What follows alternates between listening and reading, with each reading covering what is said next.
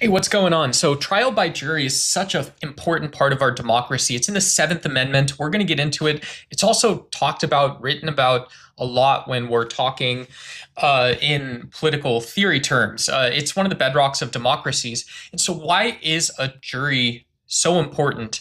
Well, we're going to skip over the actual democratic norms and we'll bring it back up. But it's very important. Being part of a jury teaches citizens important skills. These are skills that we should assume a society rallies around, not just for justice, but for other purposes.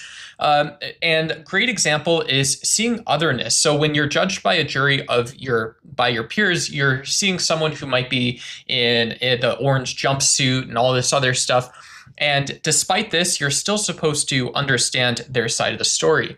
Another sort of benefit is if you serve on a jury, you have to understand complex sort of moving parts. You have to be able to sort of externalize your thought and sort of understand, like, what are the circumstances that brought people together? Why are there complex emotions and perhaps rules that are all existing within a complex legal process, but then also something that happened in the world?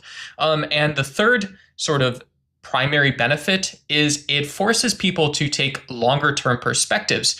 Juries are forced to reach decisions irrespective of a lot of things. And so in some sense, you have to be able to keep an event or some sort of piece of evidence or property. You have to keep some sort of sentiment.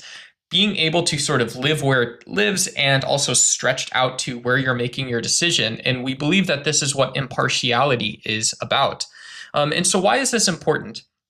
Well, in the theory sense, again, these are just values of civic republicanism. They're values of a republic. If you are voting, if you're living in a democracy, these are all things that you might need for work. You might need this for liberal economies, for markets. You might need this to be able to figure out how to buy a house or something like that.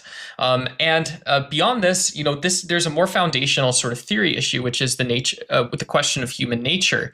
And John Rawls, Jean-Jacques Rousseau, John Locke, a lot of people have sort of discussed humans as industrious, but what does that actually mean?